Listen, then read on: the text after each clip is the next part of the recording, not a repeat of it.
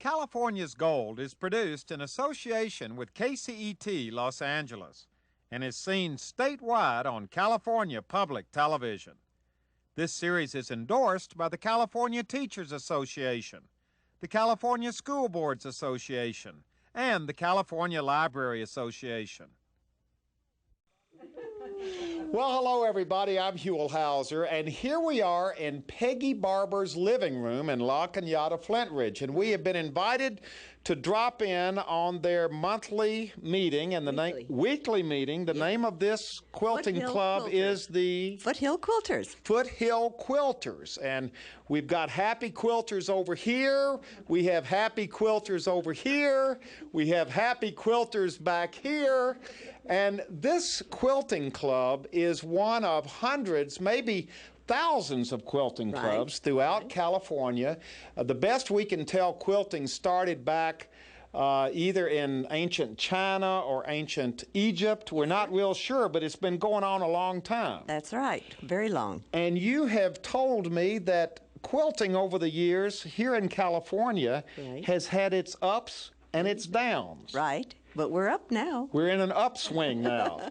Definitely. Lots of quilting going on in California, and that's what this adventure is all about, quilting. And ladies, as much fun as we are having here in the living room today, we're going to have to move on because from the looks of things, these are all new quilts. Yes, they are. No old quilts here. No, but I have quilts from my grandmother and my great-grandmother. Well, where are they? At home. You didn't tell me to bring them. Well, see, now we can't stay because we're looking for old quilts, very old quilts that are not only quilts, but fine examples of California's gold. And if you're interested in what these quilts are all about and just how old they are, you're invited to leave the living room with us here in La Cañada, Flint Ridge, and go to another location in search of California's quilting gold. In the sky, the bright stars glimmer. The birds of heaven show.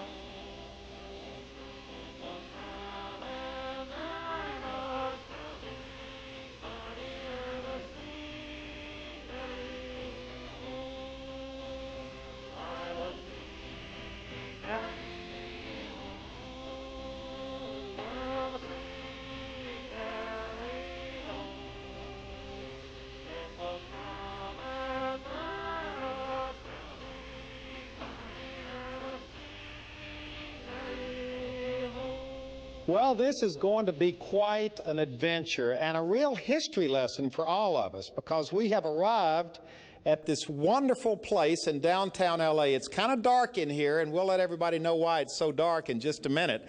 I'm standing here with Sandy Fox, who is the guest curator at this wonderful show in this facility. And where are we, Sandy? We are in the Museum and Galleries at the Fashion Institute of Design and Merchandising in downtown Los Angeles. And earlier in the day, I was up in La Cañada, Flint Ridge at a wonderful little quilting bee, I guess you'd call it. The ladies were busy making their quilts. A lot of that's going on in California these days. It's very popular again, they told me. Exactly. But making quilts has always been popular in California, hasn't it? And let's talk about what this is all about.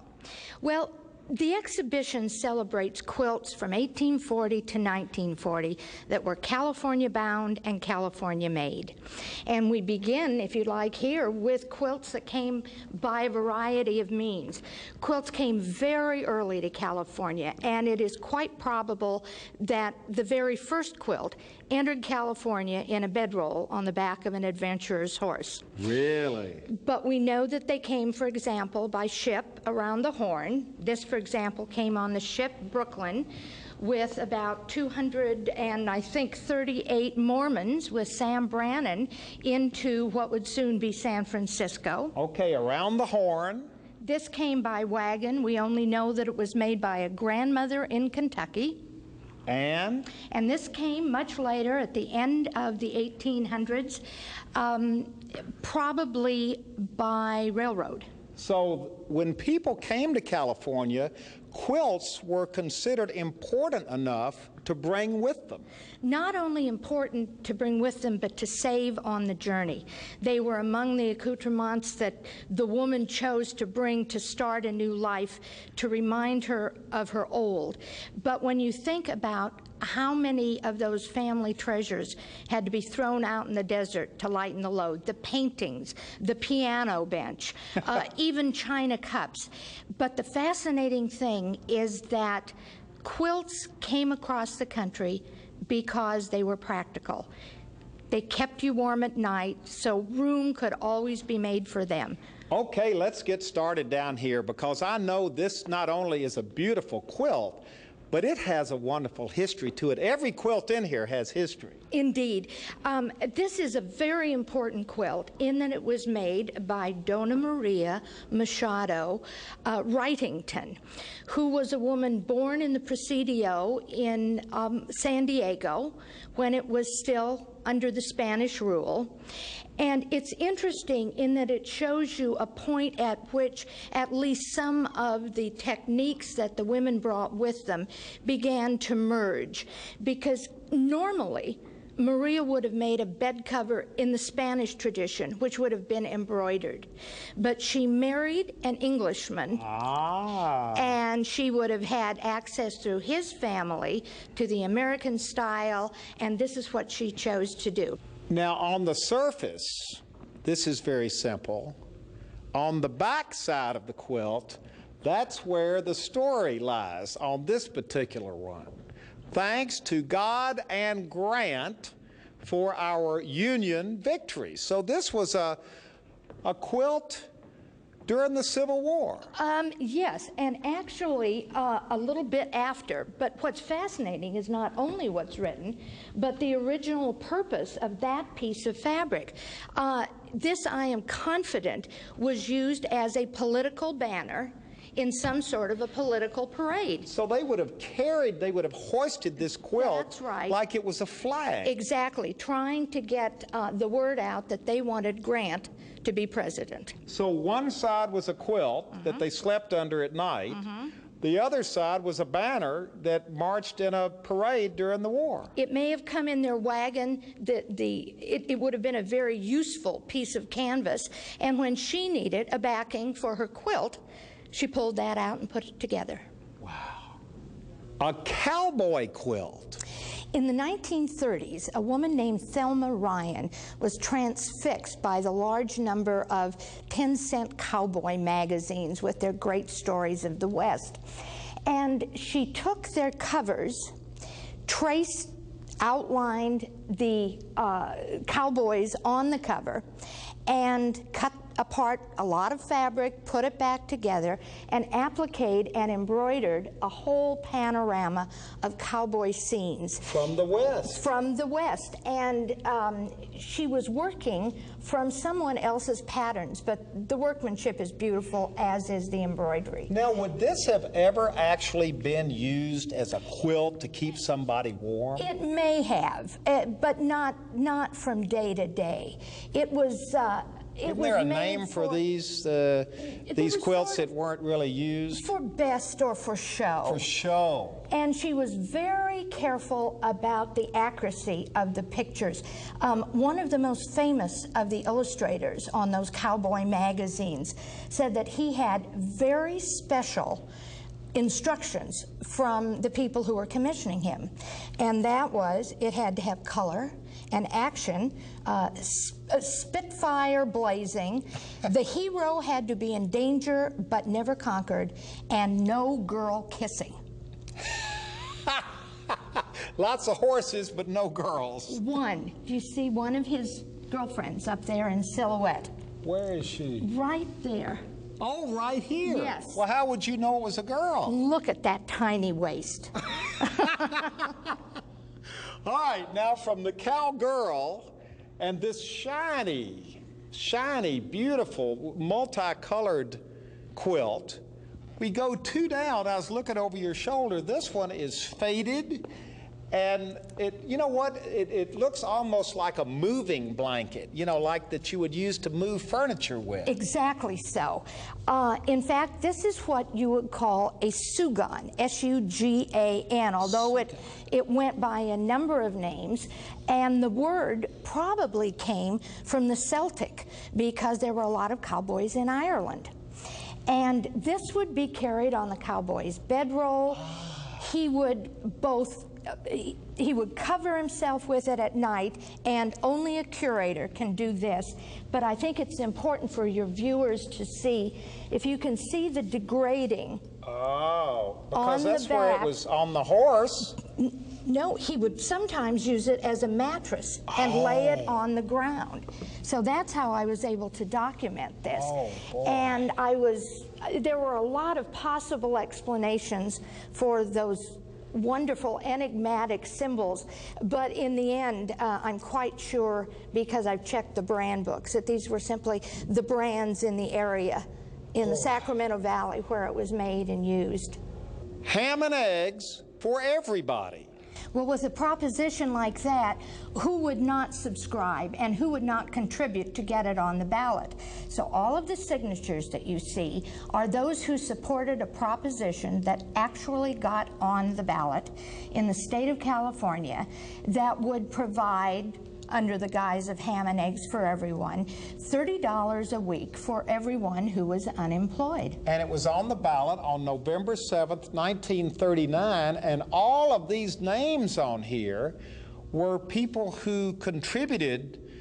This was a way to make contributions to the campaign to get this thing passed. Fundraising. With success, they could just smell those ham and eggs. Did this thing pass? It didn't, but it came very close. And the quilt is still here to remind us. It is, of the type of thing you can get on the ballot if you have enough bodies behind you. The Ham and Eggs Initiative in 1939, backed up by a quilt. The stars are coming out on this quilt, exactly. And with good reason, because your label there says this is the Mount Wilson Observatory quilt. It was probably made about 1933, perhaps for the Chicago World's Fair, where there was a great quilt contest. It obviously celebrates what was most important about Mount Wilson, the buildings, the comets, the stars. And it was at a time when astronomy was very important to that area. It all started, of course, when Benjamin Wilson climbed up that big trail and decided that what he sought at the top, which was lumber for his ranch beneath, wasn't going to work after all. So he went back down, and the trail remained closed for a while. And then one of the leading astronomers of the period, George Huell, decided that this is where he would put his large observatory. And this really started the whole astronomy move toward modern astronomy, and it was immortalized in a quilt.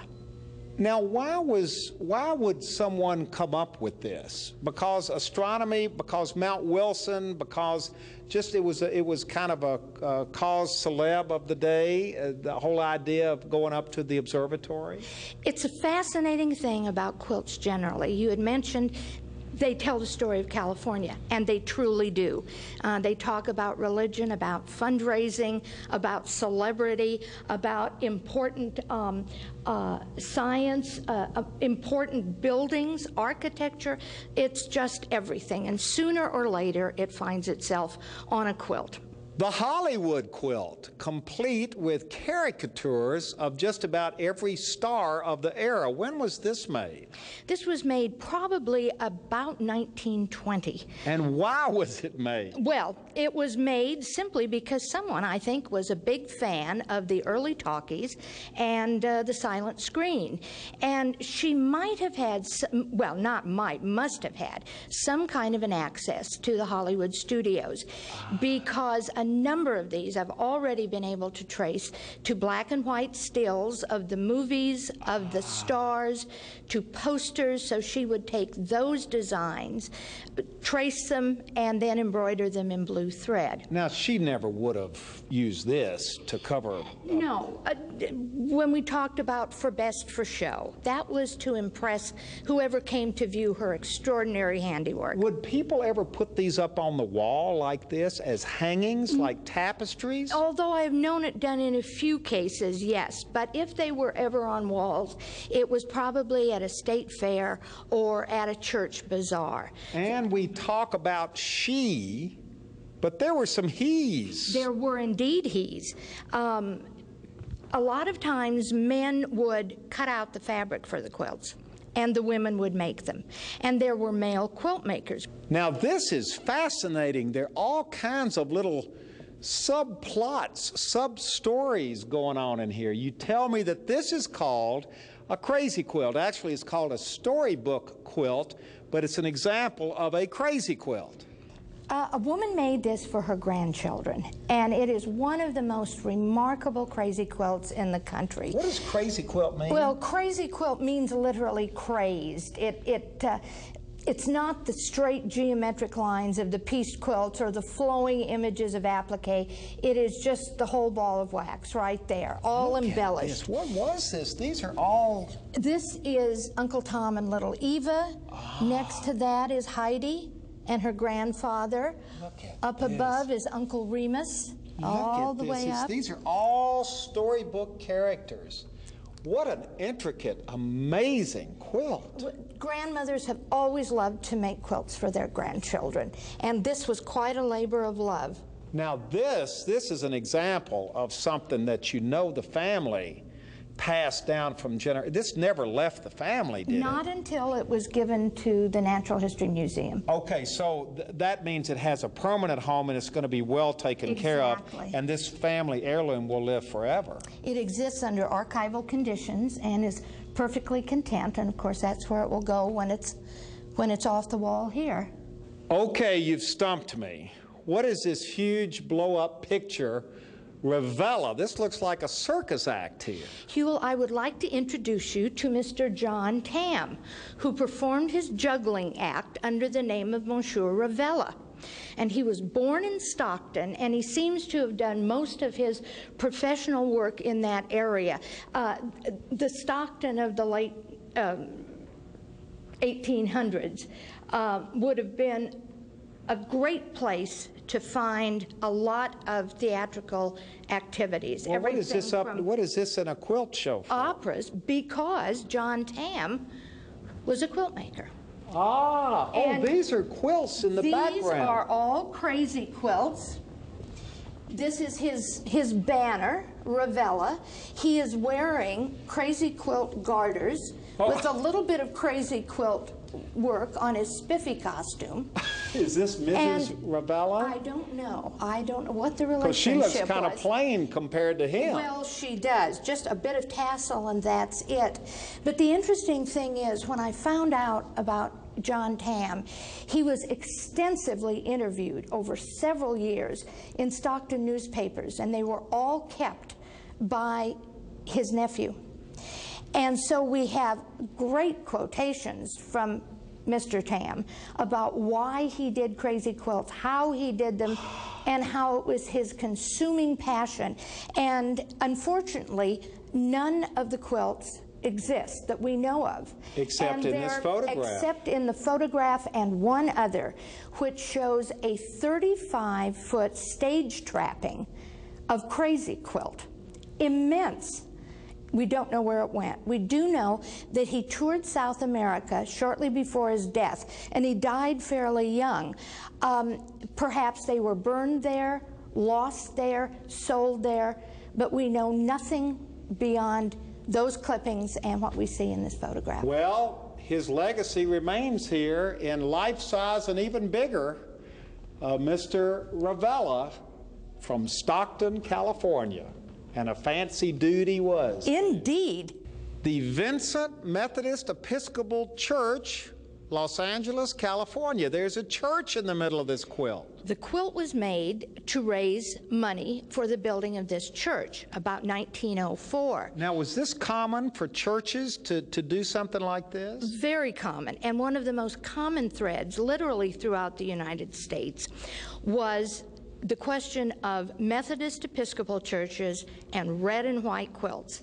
And they raised a lot of money for a lot of church roofs by this means. So again, everybody who wanted to support that effort would sign their name. Oh, so it would cost, what, how much money for a square? Sometimes it was 25 cents, sometimes it was 50 cents, but then beyond that, the quilt was usually auctioned off at the very end of it. So this was a collector's item at the time. It was. Now it's kind of dark over here in front of this quilt because obviously this one is very sensitive to light and very rare. This is called the soldier's quilt. Here is Lincoln, McKinley, Grant, and Garfield. What is this all about? Why are there pictures on this quilt? Well, doubly rare and doubly dark because those are actual photographs pasted on a cardboard backing and then applied to the quilt. And this is a quilt that was made by a man, a soldier. We don't know his name, but it descended through the Sutter family.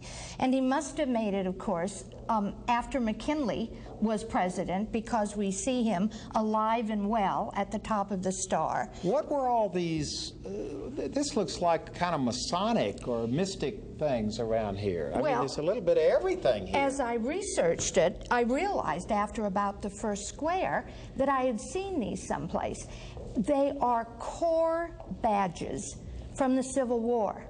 Oh. So this is a Civil War soldier's quilt. A Civil War soldier's quilt, but he would have made it later, supposedly while he was recovering from injuries. What is this one over here? Look at this one just jumps out at you off the wall here. This is a very fine example of a cigar ribbon quilt. A cigar ribbon quilt. California was a great cigar state, as was the West, and this was the message that the soldiers fighting in Mexico took back eventually to the East Coast and said, these men know how to make a good cigar.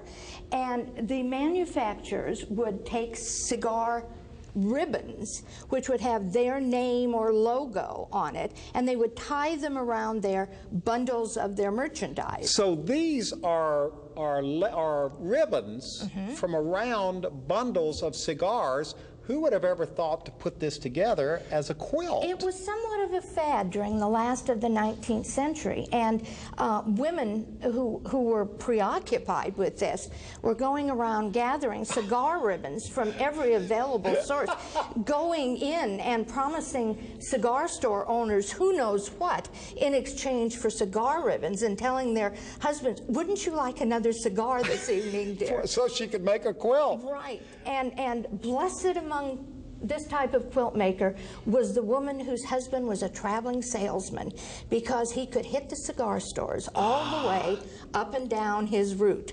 This is a case of the pioneers bringing their history with them, because when they left the East Coast, all their history was written, scratched on gravestones or in dark, musty corridors of courthouses that were all left behind. They could carry with them their memories and their family Bible.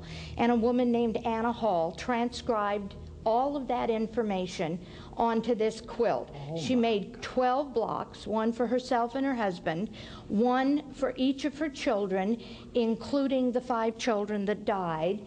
And it includes their name, their birth date, their death date, when they were married, their husband's names, the grandchildren's names. So it's really a genealogical masterpiece. Look at this. Now, did many people do this? Because this is a wonderful idea. That type of family record quilt is not rare. It's not usual, but it's not rare. And the exciting thing about this is that it is so complete. Talking about time, in those early days of California, These men and women didn't have a lot of time, did they, to be making quilts? They were trying to eke out an existence. They were on the frontier. They were trying to raise a family. Eva Long Stevens, who made this quilt, had one great advantage. She had only one child. And that would have given her, in all probability, a little more time to sew these tiny, tiny pieces together. You're probably going to want to know, how long did it take to make that quilt? How long did it take to make this quilt? Technically, she could have made it in a year. It probably took her a couple of years, more if she was dawdling. Now, this was called the broken dishes quilt. It was. That was a very popular pattern toward the end of the 1800s. It just looked like you'd taken a dish and broken it in a million. Cracked it open. But now, wait a minute. You still hadn't answered my question about how these people found time to make these quilts. I guess they were utilitarian. They needed a quilt.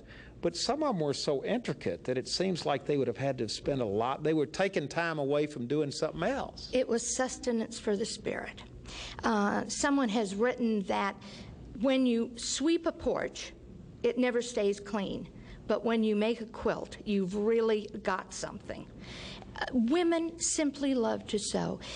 Huell, there's something about working with fabric. It's the feel of the cloth, the smell of the cloth, often the associations that one places with the fabrics you used. A dress from a dear friend, a blouse left over from a travel you particularly remembered. So quilts were absolutely beloved by many people, and that's what makes them so wonderful today. I have yet to meet a man that doesn't walk into an exhibition such as this and say, misting up a little bit, my grandmother made quilts. Yeah. Boy, I tell you, this is such a wonderful piece of our history here in our state. You don't really think of quilts in that way until you see them presented like this, but they are snapshots in time. Well, it's been my pleasure, and it is always an honor when I, about every 5 years, start in on a new show and I am able to work with objects like this. Yeah. The quilt makers would have been so pleased. Yeah, that their work is being displayed and enjoyed by future generations that they never could have dreamed in a million years would see their work.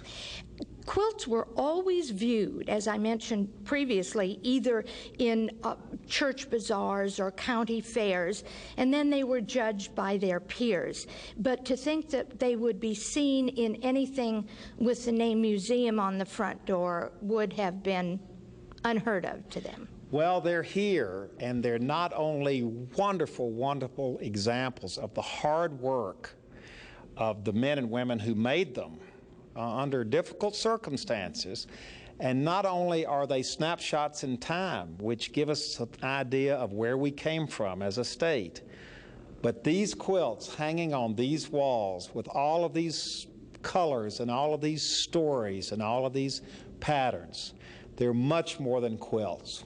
They're all fine examples of California's gold. I hope you've enjoyed these quilts as much as we have. In the sky, the bright stars glimmer. The birds of heaven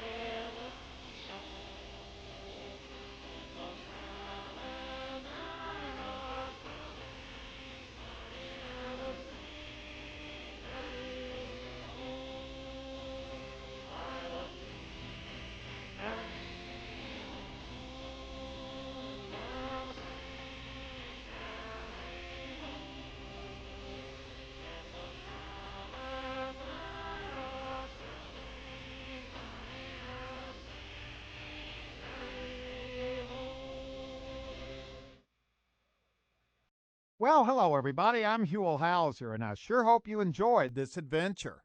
If you'd like to see it again or share it with your family or friends, or perhaps donate a copy to your local school or library, it's available on video cassette and on DVD. All you have to do is call 1-800-266-5727, and we'll be glad to send it to you right away.